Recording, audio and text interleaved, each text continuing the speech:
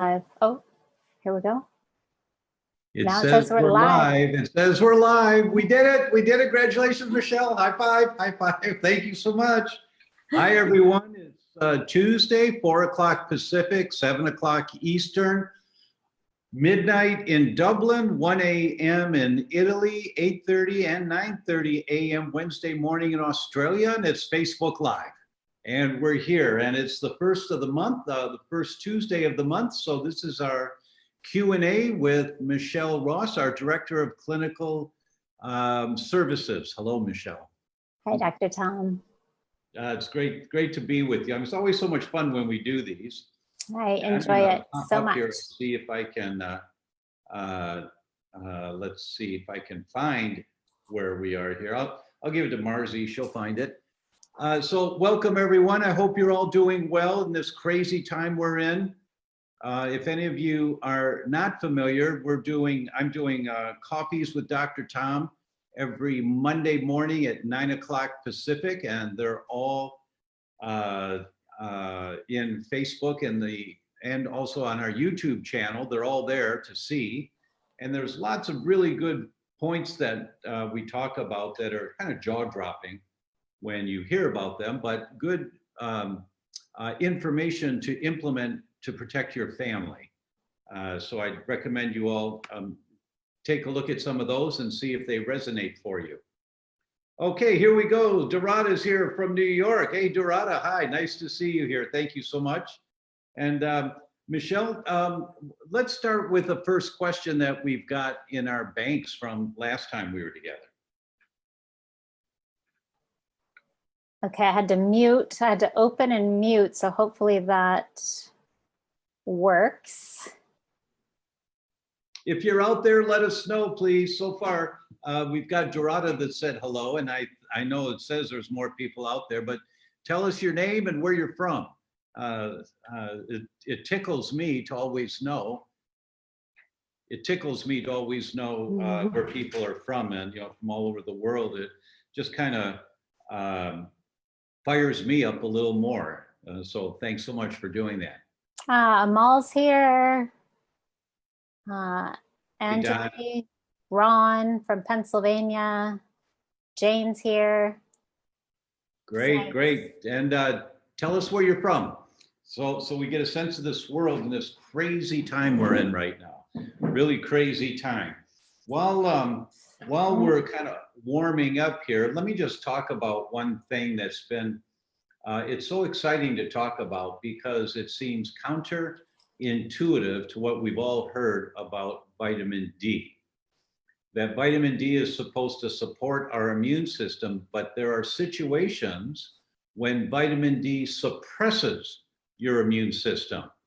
And when might that be? So it's really cool. Some of you may have heard me on the Coffees talking about this, but I want to make sure everyone knows this. They found 4 people buried in the Arctic tundra who had died on an army base in the 1918 Spanish flu.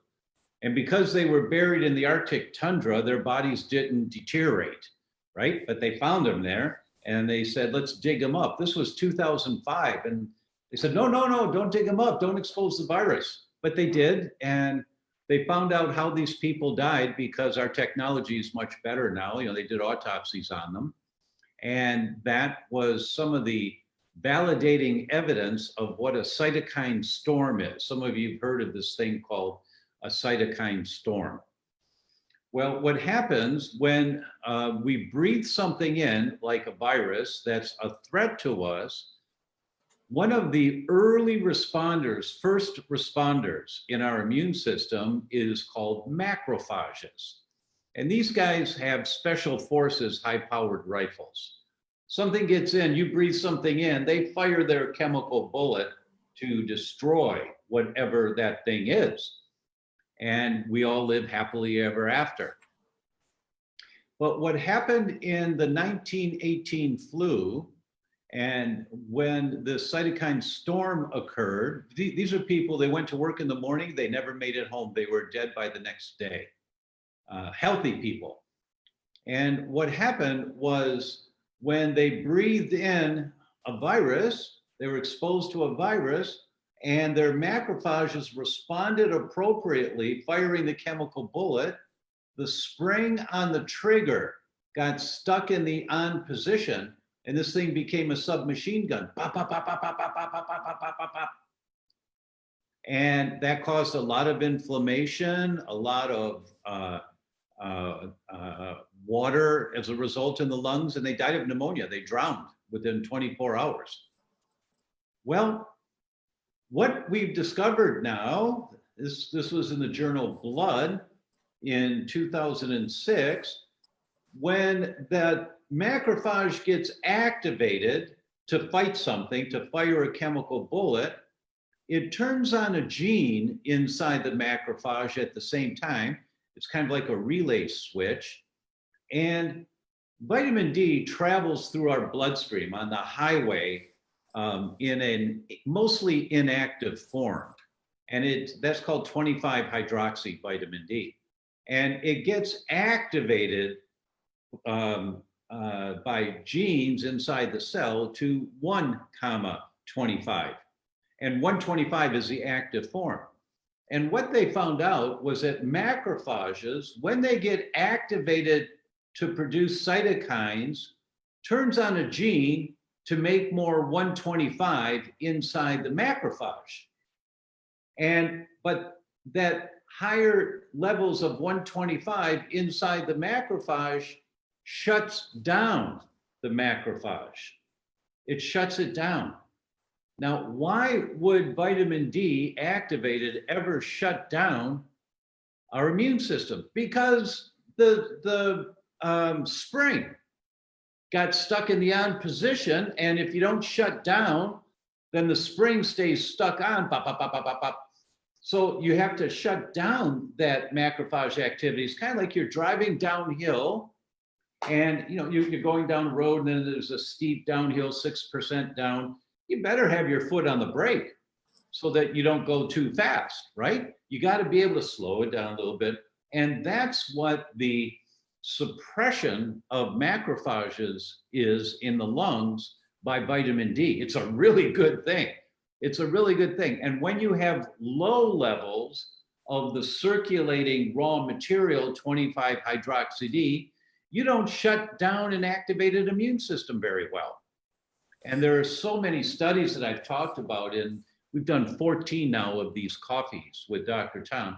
There are so many studies that talk about the value of vitamin D. It's all over the place in the literature right now, how important it is. That's why I think it's so important for everyone. Two things well, there are many, but two. One, test your vitamin D levels. Really simple to do. Call your healthcare practitioner, your doctor, get your vitamin D tested.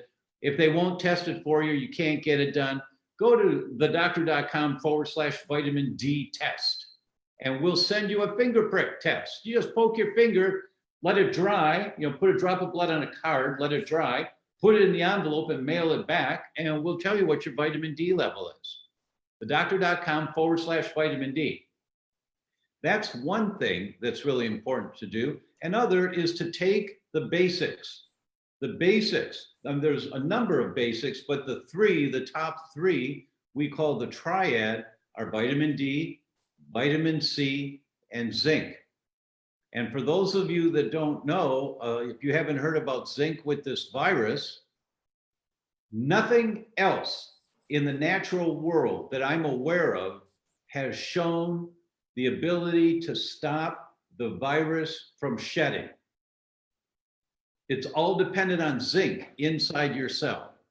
As far as I know, zinc is critically important to stop the virus doesn't reproduce and make baby viruses. It sheds. It sheds off, and then the RNA that it shed goes into our DNA, and then you start getting more virus and more virus and more virus. Zinc is the only thing that stops that, as far as I know, in the natural world. And so we all want adequate levels of zinc and vitamin C and vitamin D. And there's a bunch of other stuff that's also really good, but the basics, at least get those three. Now, we'll post here somewhere, I think, that triad of the three. those are the basics. Okay, Michelle, do you want to comment on that? No, that was just great, fun to listen to. I just was nerding out there with you for a second. So thank you. And Angeli, I think I'm pronouncing her name right, just posted it for us. So thank you. She just posted vitamin D, vitamin C, and zinc. And I just got my vitamin D results back, and I got a 68 for the first time in my life. Oh, marvelous. That's vitamin D. Yeah, 68 is Yeah. perfect. Yeah, Between 50 and 70, 50 and 75 is the ideal. So 68 is right there. Way to go. took a long time to get to that. So yeah, a lot of hard work of gut healing. So somebody asked, Maggie asked, what level should vitamin D be? So 50 to 70, even up to 90 would be right. Because a lifeguard who's in the sun all summer could naturally be 90 to 100. Right. And that's vitamin D from the sun. One study said for lifeguards, 125, that they were up to 125. And there's no evidence anywhere that any of that is toxic to humans. There's no evidence. Now, if you were taking 100,000 units a day for a number of months, you may have a problem. You don't want to do that, right? But one study came out in the British Medical Journal about a month ago that said every adult is safe at 5,000 units a day, every adult. So until you get your vitamin D tested, take 5,000 a day. It's really safe and easy. I do more than that. I do 10 a day, but I'm always a little on the crazy side. So I'm not recommending that to you. Well, Dr. Michael Halleck, who did a lot of the research in vitamin D, says that you can't even really get it above 32 at 2,000 IUs. Now, that's obviously not for everyone, but a lot of people are just taking 2,000 and wondering why they're not getting it into the optimal range. And then we have to remember that all of us have different levels of gut damage, right? And different levels of absorption. So it's really important to test. Test, don't guess, right? Absolutely, test, don't guess. Now, a question came in, I'm taking a vegetarian source of vitamin D, is that okay? And the answer is, I don't know. Test, don't guess. It's okay in terms of it's a good form of vitamin D, but is it okay for your body? There's no way to know. We know it's safe, but is it effective? And there's no way to know. I don't know, or else I can put on my intellectual glasses and say, well, the evidence is inconclusive, which means nobody knows. Oh, you got yours too. Oh, good. Well, the evidence is inconclusive.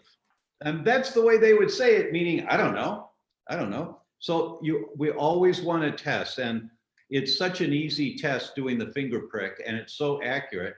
Now, there are a number of finger prick tests out there. This is the only one that we know of, and this is the lab we use, because they look at all three forms of vitamin D. And so you're not just getting one form, you're getting it all. And so it's a simple boom, pop, let it dry, put it in the envelope, send it back. So please consider that, everyone. Make sure your vitamin D level, well, I'm taking 5,000 a day, that should be fine. We'll put that on your tombstone. He said that should be fine, right? Come on. So, okay. Back when I had a really damaged gut and I was taking 5,000, I got it up from 19 to 29. That's why I was just really celebrating the 68, because, you think you're doing a good job. And if I wouldn't have tested, I would have thought, hey, I'm taking the recommended level. Right. Michelle, let me ask you, how many years and how many vitamin D tests have you done to get it here?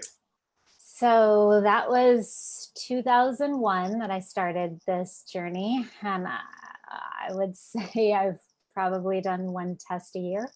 Yeah. All right. So here we are with a world-renowned nutritionist, our director of clinical services at theDr.com, who was smart enough to test, don't guess, at least once a year, and kept. Yeah, I've done 3 a year sometimes when we were really trying to micromanage it.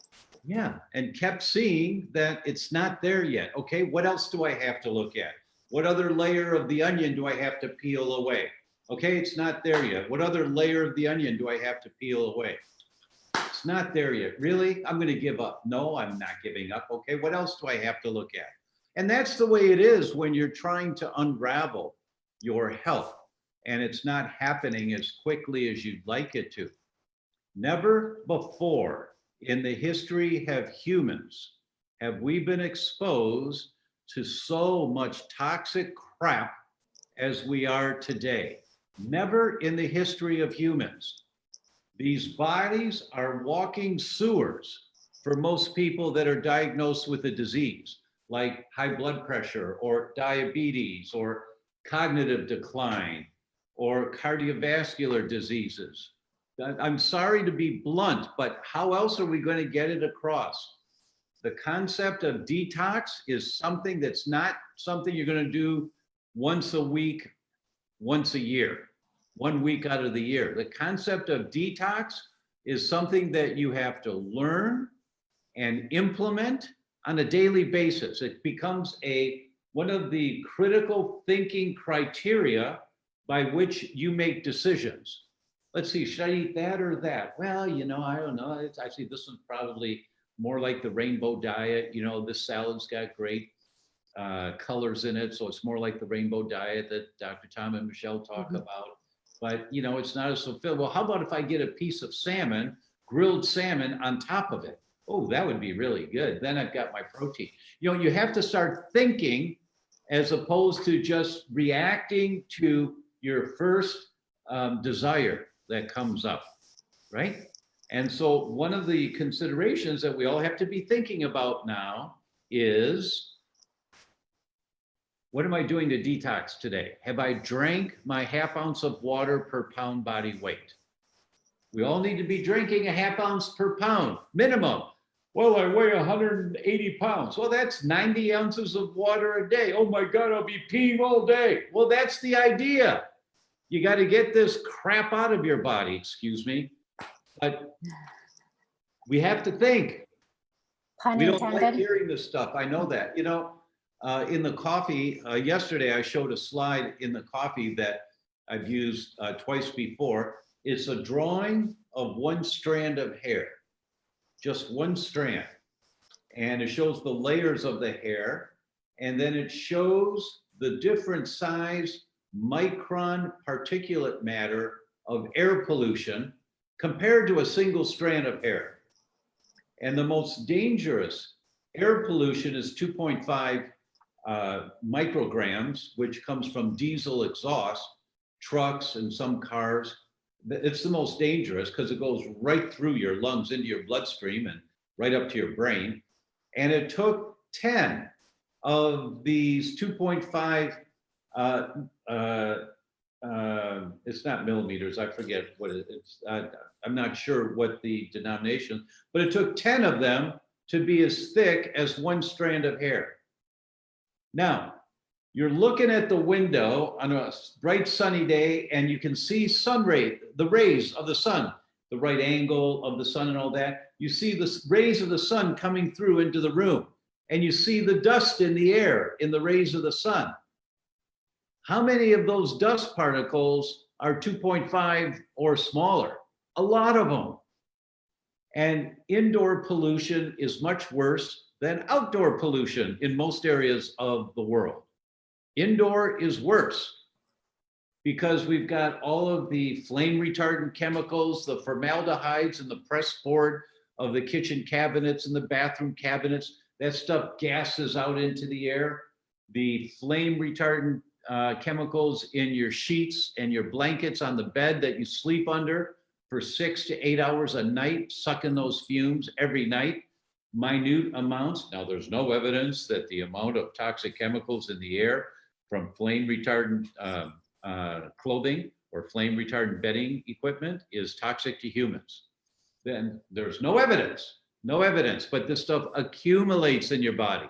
That's what we mean by toxins in your bodies, that it accumulates. So everybody needs to be thinking about detox. And the first thing is a ½ ounce of water per pound. Second is clean your air. do whatever you can to clean your air. We have a handout. Eddie, if you can, let's put the handout up for plants. We have a great handout that we put together recently. NASA did a study and showed that 1 6-inch plant in a room absorbs, depending on which category of chemicals you're looking at, between 30 and 70% of the toxic chemicals in the air, of formaldehyde or benzene or trichloroethylene, just simple plants. So we'll give you the list of the plants, you know, the names, the technical name, and then the common everyday name. And you go to your local florist or you go to garden center, get a couple of plants. Now, well, I kill plants. Then get some more. You know, if they last you a month and they die, get some more. But you want to protect the lungs of you and your children by cleaning the air. And of course, the best is to get an air filtration system in your house. We'll put the link here for that if you have the resources to do an air filtration system. But no excuse to not have plants in every room. 6-inch plants, that's all it takes. Read the NASA study. That's all it takes. Like, wow, 70% of the benzene in a room is absorbed by this one little plant? Yeah. It's like jaw-dropping, very cool stuff. Plus, they bring a lot of joy. Yes, they do. So Patricia has a great question. What amount of each, and she was referring to the zinc and the vitamin C and the vitamin D, is useful, and what balance of each? Good, okay. Well, with zinc, for children, 20, 25 milligrams. For adults, up to 40 a day is really safe. You don't have to worry about it. If you get up into 80 and higher, there's a concern long-term that you can cause a copper deficiency because zinc will bind with copper. But in the lower doses for a couple of months, you know, the ideal is not to go overboard. Of course, the ideal is to test, don't guess, but the test for zinc levels is a little more difficult to do. It's not as simple as a finger prick. So on zinc, 20 to 40 milligrams, really safe, no evidence anywhere of it being a problem. Now let's stay on zinc for a minute, because this is kind of cool. There is a category of substances called ionophores. It's a really good geek word to use in Scrabble. Ionophore, I-O-N-O-P-H-O-R-E, right? It's more than 7 letters, so it doesn't work. But if you could get that many letters, that'd be a lot of points. That would be a lot. You win in that game. That's right, that'd be a lot of points.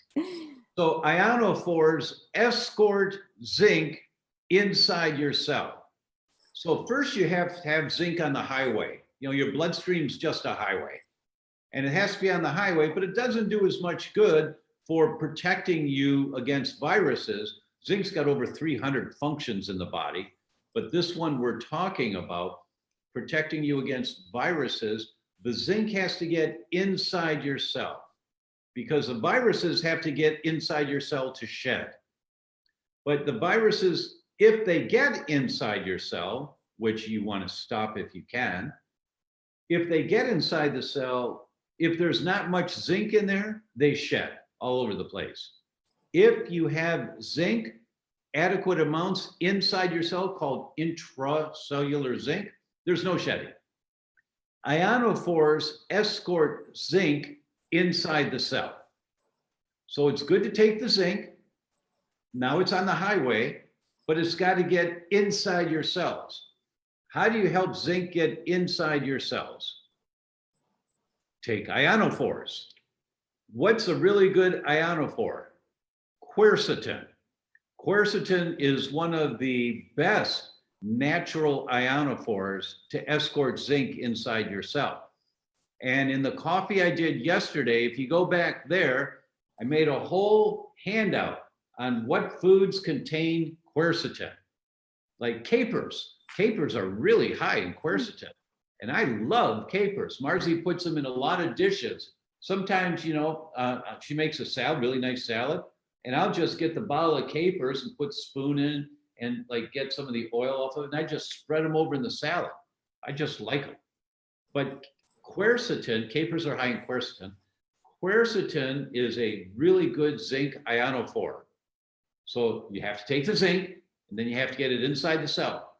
So if you go to yesterday's coffee, it's number 14, you will see the list there of all the foods that are high in quercetin. So that's quercetin. Michelle, do you want to take the vitamin C?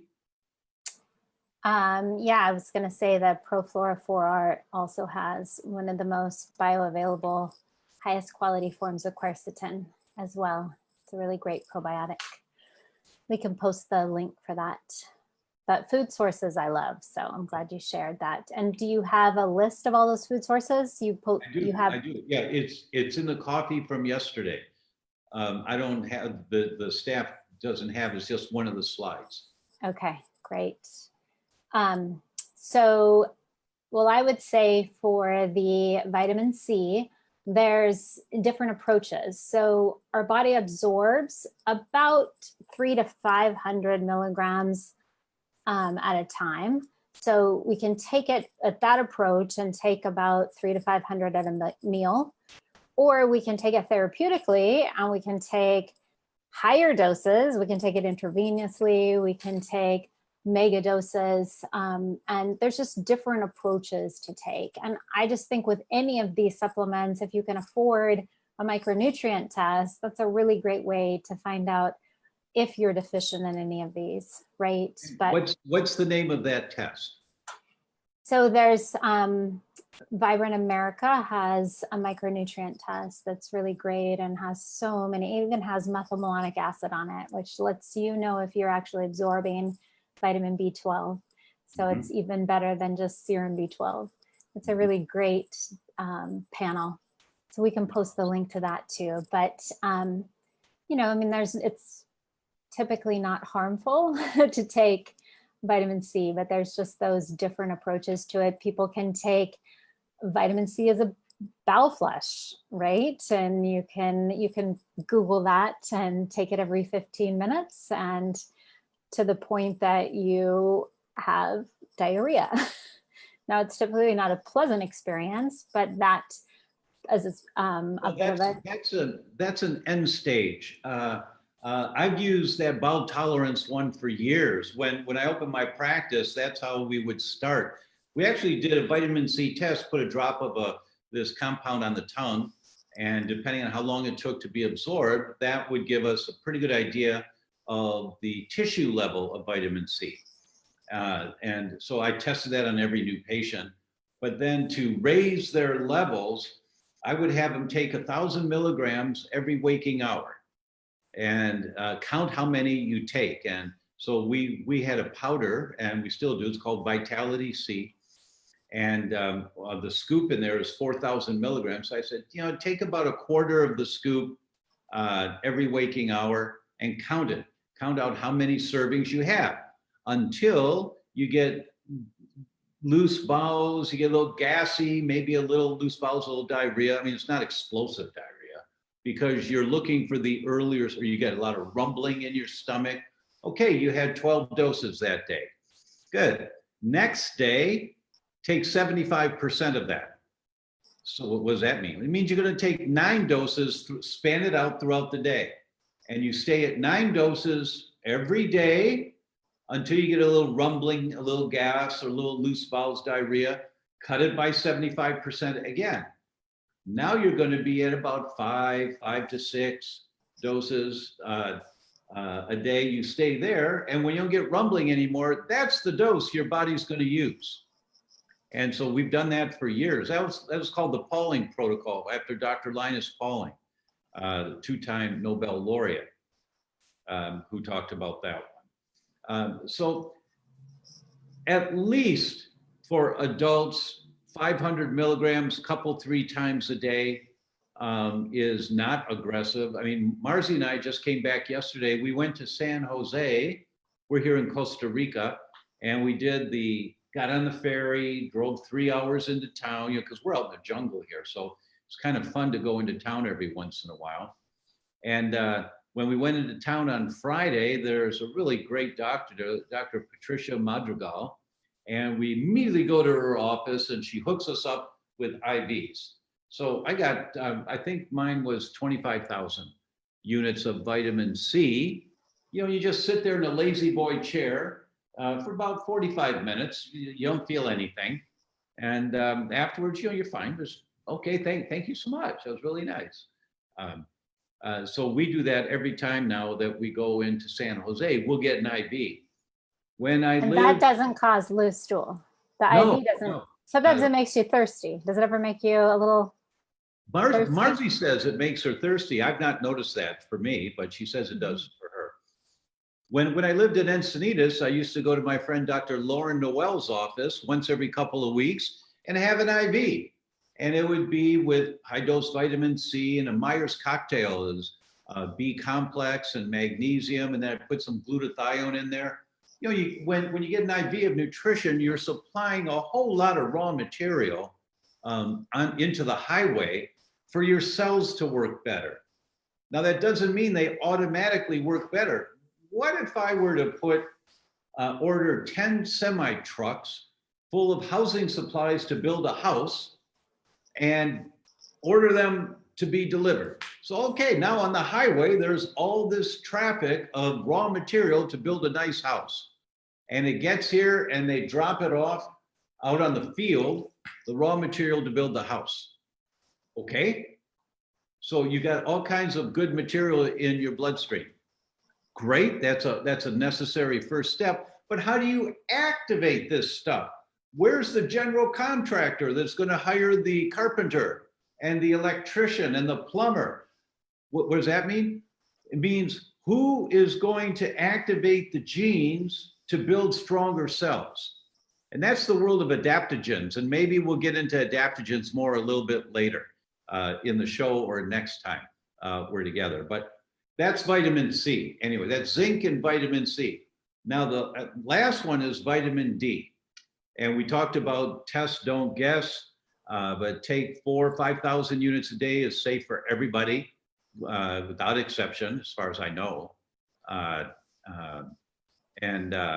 So that's the three. Now, someone had a question here. They said that, you know, I'm taking the throat lozenge form of vitamin D, and they're 18.75 milligrams, supposed to take 6. No, don't take 6. That's way too much. Absolutely not. Maybe 2 a day, maybe 2 a day. That'd be about 37 milligrams. And that's in the range of what we talked about. Do not take 6. What else is in those throat lozenges? How much sugar is in those? Yeah. Now, if you are fighting something right now for a couple of days, okay, yeah, go for it. You can do that, but not on a maintenance or protective basis. You know, that's way too much. The throat lozenges help a lot, but as Michelle said, they usually have a bunch of crap in them too. Excuse me. I should be a little more physician-like. And well, the inert ingredients, including the throat lozenge, do have some potential complications.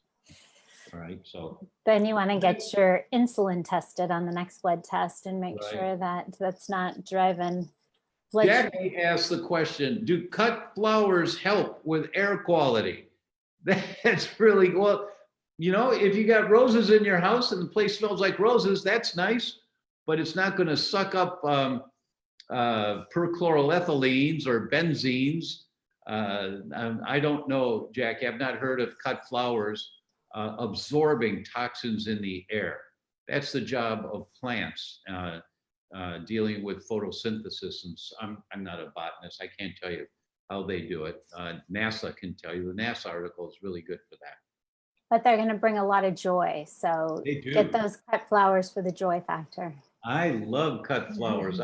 I love getting gladiolas, big gladiolas, and I have done that for years. And it brings a lot of joy to my heart when I walk into the home and, you know, see them there. So yeah, they do help a lot in many ways, but they don't clean the air. Not the air pollution concept. Cynthia sent 50 stars. What does that mean? That's so exciting. I don't even know what that means, but that's fun. Say that again. Cynthia sent 50 stars. I don't know what that means, but that Oh, sounds thank you, fun. Cynthia. I'm not sure what that means either. That's something that one of the team came up with. Maybe Marzi will come back in here and tell us what that means. Okay, here's a question from David. He says, hi from Ann Arbor. Are you keeping or postponing your July dates at Swiss Mountain Clinic? Hopefully we can make it the following 2 weeks. Well, thank you for the question. And I spent 8 years in Ann Arbor. I lived on in the Purple House on State Street, on North State Street. It's probably still purple. You know, there's this big old co-op house. At this point, the plan is unknown. Swiss Mountain Clinic is opening June the 15th. They are opening. They've been closed. So they're really excited. Just got the email today from them. But travel is still restricted. I don't know that we'll be able to fly in to go to the Swiss Mountain Clinic. You have to fly to Milan, and I don't know yet, David. And thanks for that question. And we're playing it by ear right now.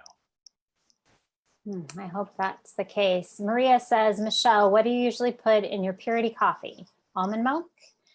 Great question, Maria. So here's my coffee cup that hasn't made it to the kitchen yet from this morning. And this morning I had homemade macadamia nuts. That's one of my favorites when I have a chance to make it. So it's super easy to make. Anyone can do it at home. You just soak a cup of macadamia nuts overnight. The next morning, you rinse them really well, throw them in a high-speed blender with 3 cups of water, and put a little pinch of salt. I put a little pinch of vanilla powder, but you can just use regular vanilla. It's great if it can be, you know, check to make sure it's gluten-free. And I pitted the date and threw a date in, blended it up, strained it through a nut milk bag. You can get some great ones on Amazon or at a natural food store. And then I put it in glass jars and I freeze some of it and put it in the fridge. And I poured the coffee over ice and put that macadamia nut milk in there, and it was delicious. But you can do that with, I try to mix it up because I think it's so critically important that we're not having the same thing every day. That's why I'll put that macadamia nut milk in the freezer, and then I'll make some pecan milk and some walnut milk, and I just really mix it up. And then if I'm lazy, I'll do nut pods. They're not organic, but they're really clean ingredients. They don't have any of the carrageenan or additives. So I always keep some of those in the pantry for those days when I just haven't planned ahead and soaked overnight. But just really look for those really clean ingredient creamers. It's important to recognize, as Michelle's touching on right now, that like so many other things, never before in the history of humans have we been exposed to so many gums and so many stabilizers. And if we thought, well, I don't eat processed food, I eat clean food, I'm not exposed to, really? Are you using almond milk or coconut milk or soy milk? I don't recommend anyone use soy milk, but if you are, read the label and look at all the crud that's in there. Michelle just gave us the name of one company that doesn't have those other stabilizers and gums in them, which is really important. You know, if you're using alternative milks, which is a good idea, it's important to reduce your exposure to the gums. There's no evidence that the amount of gums in soy milk is toxic to humans. Absolutely right, there's not, but like everything else, this stuff is accumulative. And as it accumulates, your body starts making antibodies to the gums. Now, when you drink your coffee with a little bit of coconut milk or almond milk in it, but if it's got the gums in it, your immune system says, oh, there's some of those gums, make more antibodies. And the antibodies are circulating in your bloodstream and they cross-react. They cross-react with different tissues. So the antibodies to the gums can attack your cartilage or can attack your myelin, the saran wrap around your nerves. And it's a gum additive problem that's causing you to have neurological deficits develop over 5 years, 10 years, 20 years. So that, you know, it's the world we're living in now, that we just have to be more conscious of what's on the end of our fork and what we're putting in our mouth. What if we go 35 years or 57 years and we never have gums, and then we start having gums multiple times a day? And our Right. body's just like, what are you assaulting me with? Right? Right. Yeah, absolutely. Okay, Carol Watts says, how can I neutralize my gut? I have a lot of stomach acid. I don't know what to do. Okay. The first thing would be, why is your body giving you the feeling of way too much acid? A very common source of that is not enough acid. That can cause it, not having enough hydrochloric acid. Also, if you have a bacterial infection called Helicobacter pylori or H. pylori, Pylori, really common, 50% of the people have H. pylori infections in their body. The H. pylori, if you have this infection, which is so common, the studies say 50 to 90% of everyone in the world has this. In the third world countries, it's like 90%. Here in the US and in industrialized countries, it's lower to the 50, 60% of everybody has Helicobacter antibodies. Why? Because we're all exposed to this bug. But if you're exposed to it and you get an increased amount of this bug for a number of years, not enough to make you sick, but it can destroy the mucus lining of your stomach. Now, the mucus lining of your stomach, hydrochloric acid that our stomach makes, it's critical to life that we make hydrochloric acid. You take hydrochloric acid out of your stomach, if you could, you put it on a piece of wood, it eats through the wood. No exaggeration. But it can sit in your stomach all day long because of the mucus lining of your stomach. But if you have a Helicobacter infection that destroys the mucus lining, now you make the normal amount of acid to digest your food, but the mucus lining's been thinned out or eaten away by this bug. Now the acid gives you heartburn, or it can give you ulcers. But it's not the acid that's the problem, it's the Helicobacter infection. That's one example of why you have to look and see, why does my stomach say I've got too much acid? And it's extremely rare that it's too much acid. Extremely rare if you were to measure the amount of acid that your stomach is making.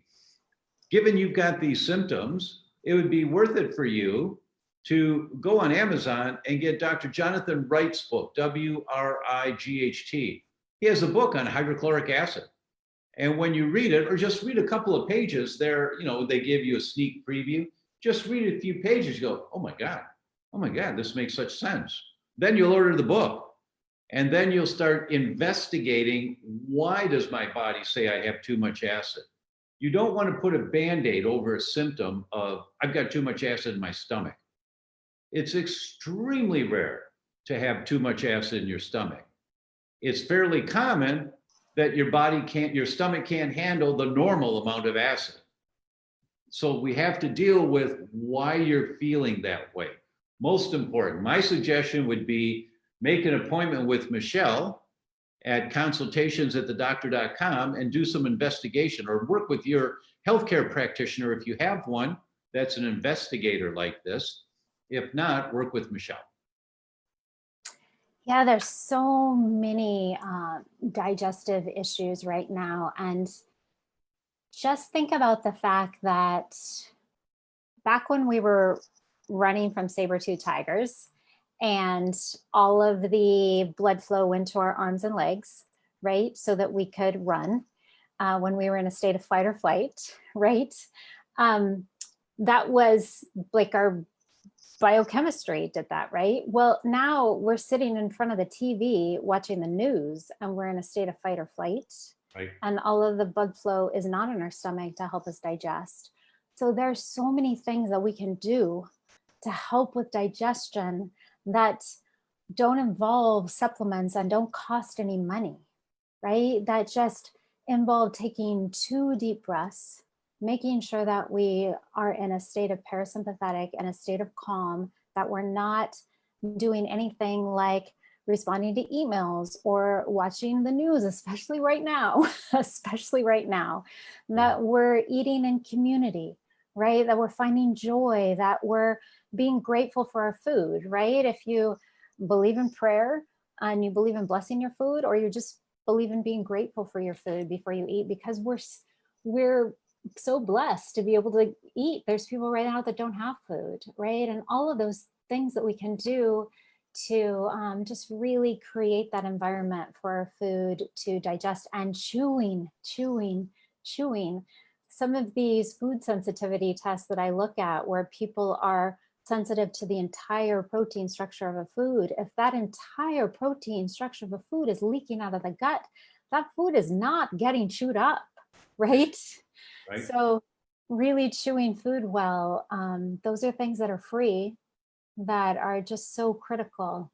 So yeah, there's bitters that can be taken to help with digestion, but really working with a practitioner to help to figure out what it is for you, because I love this Q&A because we can help you troubleshoot, but at the end of the day, it's really important to find out what it is that's going on for you, right? And when it's hard for us to guess that, but digestion is so key. Here's a question came in from Nina. What are the gene or other tests for people with peculiar phases 1 through 3 detox pathways, please? And difficulty with fats, no gallbladder supplements help. And then she says, is there a hormone test for ladies who lose weight in pregnancy? Very rare condition. And yeah, that's not good, Nina, if that's happening. And my recommendation is that you go immediately to growbabyhealth.com. growbabyhealth.com. And my friends, doctors Michael and Leslie Stone, Michael and I teach at the Institute of Functional Medicine. Michael Stone is Marcus Welby. For those of you who understand that example, I'm dating myself, but he's an incredible physician. And he and his wife, Leslie, she's an OB-GYN, they've delivered over 5,000 babies, over 5,000 in their careers. And they did a research project and they demonstrated if you do these very basic things, a pregnancy goes so much better. And they compared it, their clinic with women following a protocol, the OB-GYN clinic down the road who were not following anywhere near this kind of protocol, and the local hospital OB-GYN center, and all those women that were not following this particular protocol. And the complications like weight loss and lack of gain and early deliveries and that type of thing was almost non-existent by doing some very basic things. And they put together growbabyhealth.com, which is an online education for pregnant women. And it's run by their daughter, Emily Rydbohm. And it's just a matter of fact, Emily is going to be my guest on Facebook Live. I think it's in 2 weeks. That's in 2 weeks. And we'll talk all about this. But for now, please go there, register with them. I think it's like $90 or something for the whole 9 months. Some silly, inexpensive amount to get world-class information, world-class. So I'd recommend that you look at growbabyhealth.com, Nina. Really important for you to do that. Don't do this on your own. Mary says, I love cut flowers, especially when they come with chocolate-covered strawberries. Okay, good for you. That's great. That's great. Oh, and Jane says she knows that purple house on State Street. It's still purple, right? Probably so. Yes, that's awesome. Wonderful time. That's when I was a baker. I was actually a baker in a health food restaurant, hand making 48 loaves of organic stone ground wheat bread every day by hand. And oh man, that was a good old gluten. Back in the gluten days. Back in the gluten days. You survived them. Yes. Michelle has a question. Was zinc not vitamin D? Yes, say dextrose, and they are making me sick. So if they're making you sick, stop it. Today, stop it. If your body says this isn't good for me, stop it and get another form of zinc. Well, there should be a post here on the side for a form of zinc that you can get that's safe. And I've never heard of anyone having a problem with it. And that's why it's good sometimes to get the higher quality nutritional products when you're taking nutrition. You know, any is usually better than some, but if your body doesn't feel good when you take it, stop it now.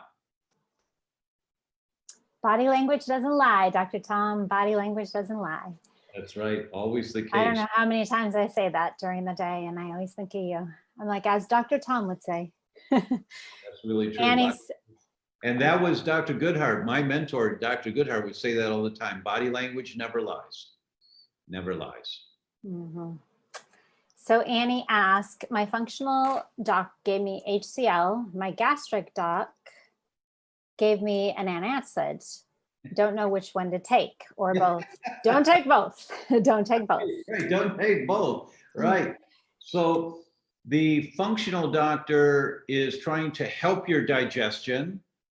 The gastroenterologist or your medical doctor is trying to help you with your symptoms, not with your digestion. So that's the difference. The line of thinking with antacids deal with the symptoms. It is not fixing the problem, whatever the problem is. Taking hydrochloric acid is addressing a problem. It might be your problem, it might not. Maybe he asked you a bunch of questions and determined that the type of digestive problems you have are hydrochloric acid. Sounds like it's hydrochloric acid nature. Michelle has question checklists that she does when she works with someone and says, tell me about your digestive symptoms. And depending on when they are and what they are, there's a whole thing that we've put together. Is it hydrochloric acid? Is it gallbladder? Is it pancreatic? Where do we go? What do we do with this? So your functional medicine doc may be doing that for you and feel really confident that this is what you need, or it may be a shotgun approach. You know, quite honestly, I've done a shotgun approach with hydrochloric acid many times in my career, because if you read Dr. Wright's book, he calls it the 40-40 rule. By the age of 40, you're making 40% of the hydrochloric acid you should be, because of how we lived our lives so far with all the stress that Michelle was talking about earlier. So I've not done tests for some people, save you some money. Just takes this for a while to see how you do. Now, if you ever feel any warmth, any warmness in your tummy or any heartburn, just stop right away. You'll be fine, you know, but if you don't feel it, and actually the way that I give hydrochloric acid for 40 years now, you start with one with the meal, in the middle of the meal. Why in the middle? Because you want your own you want the enzymes you're taking that are supporting your digestion to be in the middle of that glob of food.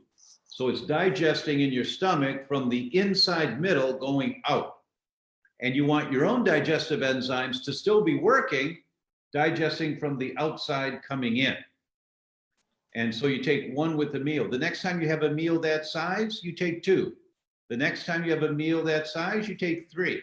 The next time, 4, 5, 6, until you take whatever the amount is, 8. And you feel a little warmth in your tummy, a little bit of heartburn. Okay, that was too much. Go back to 7. And you stay at 7 for that size meal. If you eat a smaller meal, take less. And at some point, if your body is working better, you'll need less digestive enzymes. So if you're at 7 for 3 weeks or a month or 3 months, and you feel great, bowel movements are good, digestion's good, all of a sudden you start getting some heartburn. Oh, maybe I should take 6, because your body is making more enzymes on its own and you need less help. That's the goal of all of this, right? So that's it on hydrochloric acid. And I think it's important to remember on the proton pump inhibitors, it's a Band-Aid that literally says on the box that you shouldn't take it for longer than 2 weeks. And they're prescribed, I work with people that have literally been prescribed proton pump inhibitors for years. Yeah. And it blocks the production of hydrochloric acid, right? Yeah. And what do we need to digest protein? Hydrochloric acid. What happens to protein when it's not digesting? It ferments in the stomach, and it just causes this big nightmare. Problem. Over the years, it's a huge problem. My Yeah. dad used to have Maalox in the glove box of the car, and he'd be driving, he'd reach over and grab the bottle and just guzzle it from the bottle. I know it's some pink stuff. I didn't know what it was. Now I know what it is. He was put on these antacids because he had heartburn, right?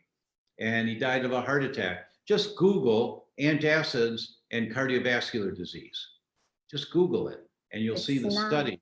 Yeah, it's not solving the root cause. It's not solving the root cause. Yeah. D asks, can you tell me where to find your protocol for building the gut? I believe you said it's a 5-step protocol. I've gone over it a few times, and I don't remember, I'm sorry, which ones it was. We don't have it as a handout. It's in my book. You Can Fix Your Brain. It's in there. And all of our nutritionists in clinical services, they start with that, D.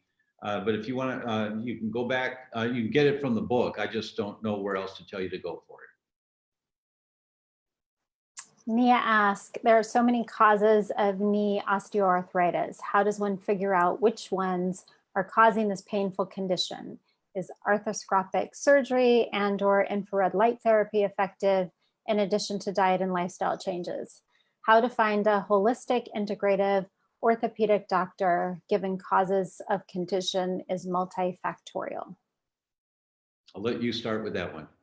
Well, you want to work with a functional medicine practitioner who's been trained to get to your root cause, Nia. So it's going to be different for everyone, right? And there can be multiple root causes, right? I mean, I think it's just recently the book, The End of Alzheimer's, when he says there was 36 holes in the roof, right? That can contribute to Alzheimer's. So for many people, it's way more than one thing, right? And the longer that we're sick, often the more root causes there are, but you want to work with somebody who's going to help you figure it out and who's not going to stop until they help you figure it out. Right. And who's going to help you with the diet and the lifestyle, and who's going to help you get to, if it could be structural, right? Dr. Tom, you are big on the structural component of it. Absolutely. Sometimes that's the place where you have to go. In my book, You Can Fix Your Brain, I talk about the structural component, and I use musculoskeletal pains, arthritises, as some of the examples. You have to think of a pyramid that has 4 sides. There's a base and 3 sides that go up. So that's structure, biochemistry, emotional or spiritual, and electromagnetic, that we have to look at all of it to see which one of these or what combinations of these are the triggers for what I'm suffering from right now. And you just have to investigate. People don't like that idea. They just want to know what pill to take so I feel better. You know, unfortunately, it doesn't work that way. Jackie Williams has posted a couple. First, Jackie posted JERF, J-E-R-F, which means just eat real food. Our friend Sean Croxton came up with that a number of years ago, had shirts. I had a JERF shirt that he'd given me. It's true, just eat real food. And then she or he, I'm sorry, I don't know, Jackie, male or female, and said, attacking the myelin can be unnerving. That's good. You know, if you're talking to geeks like Michelle and I, we laugh at that. For most people here, they may not know, but myelin is the saran wrap around your nerves. So if you've got myelin antibodies, which I had at one time, got me into all of this. If you have myelin antibodies, you're attacking your nerves. The end point of that is MS. That's what MS is. So Huge Is there a natural BPA cure component. for healing? Sorry, Michelle, go ahead. Huge BPA component with the attack on the myelin-based shakes. Yeah. Yeah. Is there a natural cure for Heliobacter? Years ago, I did the antibiotic route and it caused havoc with me. Well, Jackie, the first thing you have to do, antibiotics can cause havoc, so you have to deal with the complications of antibiotics, but you have to check and see, do you still have Heliobacter? Test, don't guess. Really important to test. And if you do, yeah, they're natural things. What's not guar gum? What's the gum? Oh, comes from the island of Crete. Mastic gum. Mastic gum. Thank you. Yeah. Napoleon conquered Crete. He wanted Crete. And there are a couple islands around there. Why? That's the only place in the world where the mastic tree grows. Was these couple islands around Crete. And Napoleon conquered Crete. You see the picture of Napoleon where he has his hand in his stomach? He had severe abdominal problems for years, apparently. And it turned out what it was, he died from arsenic poisoning, that somebody was giving a little bit of arsenic every day in his food or regularly in his food. And his hands inside his shirt like this because his stomach hurt so bad. So they told him about mastic gum. And so they conquered Crete to get the mastic gum. And yeah, mastic gum helps. My experience with mastic gum back in the 80s and 90s, it worked really well. In the early 2000s, it didn't work quite so well anymore. And I checked and the product was still the same quality. It hadn't been diluted. And it's because Heliobacter, like most bacteria, has a survival mechanism. And there's different strains of it.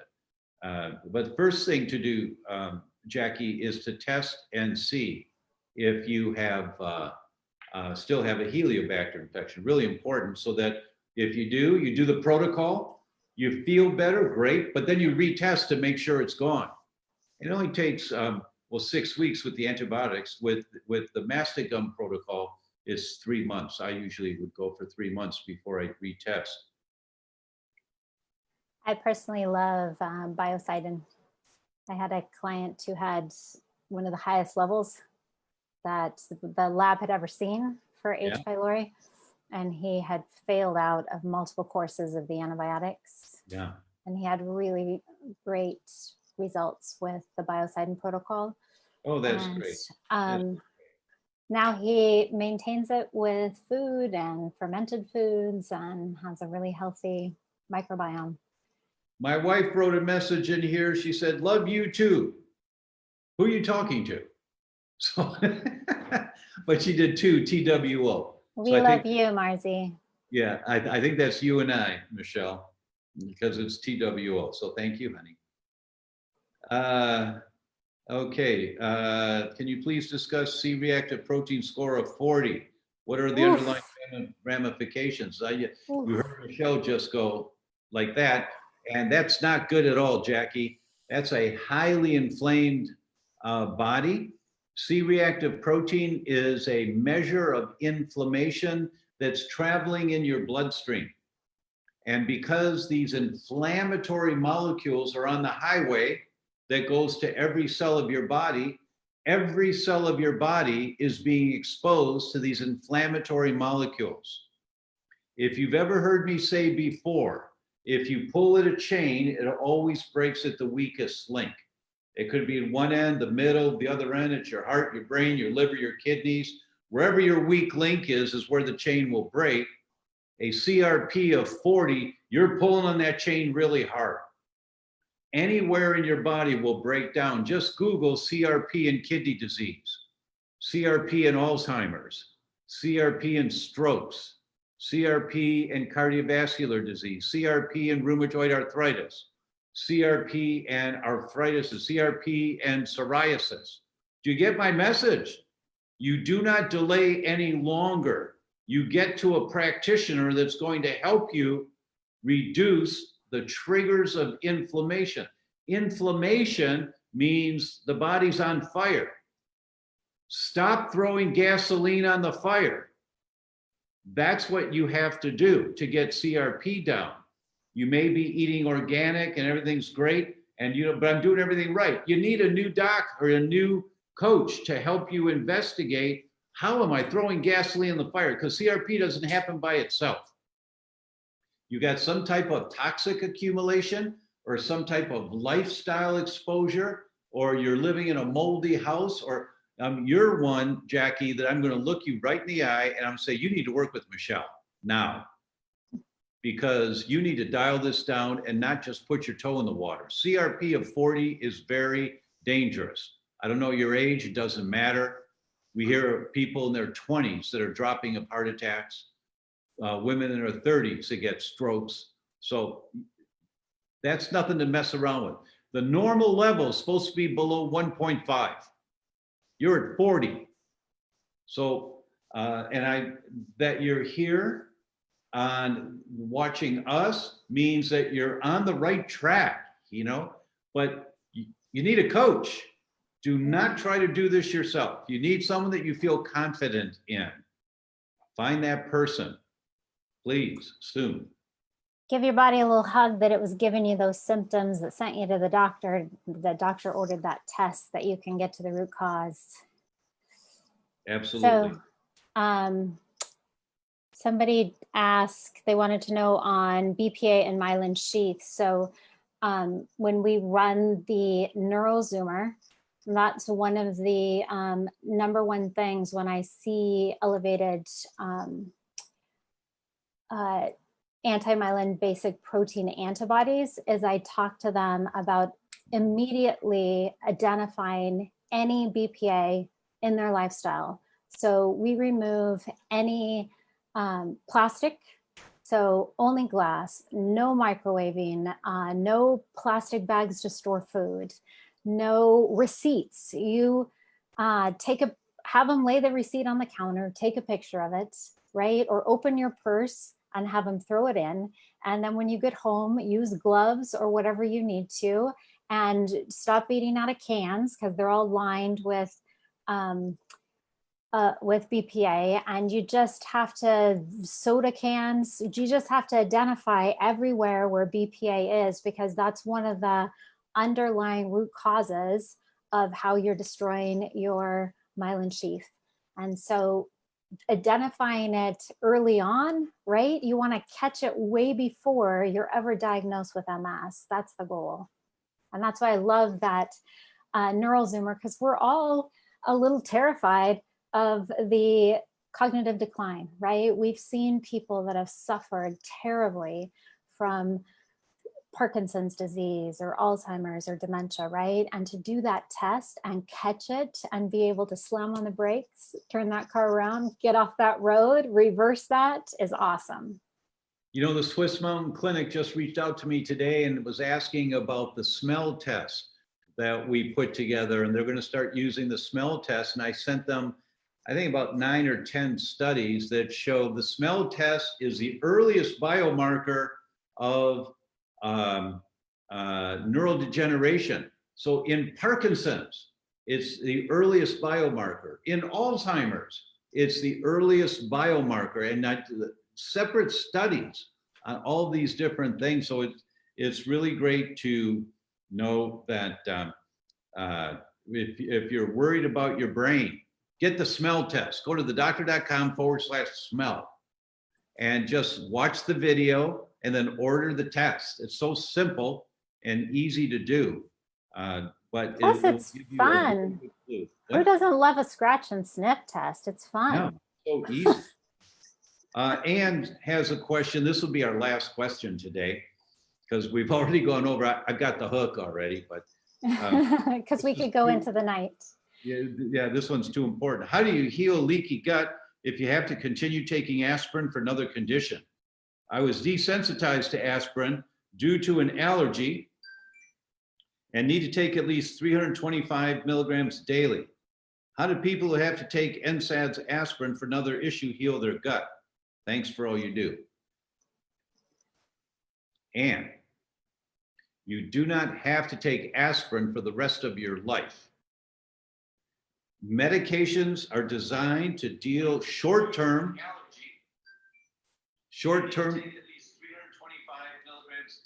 Wait a minute. Oh.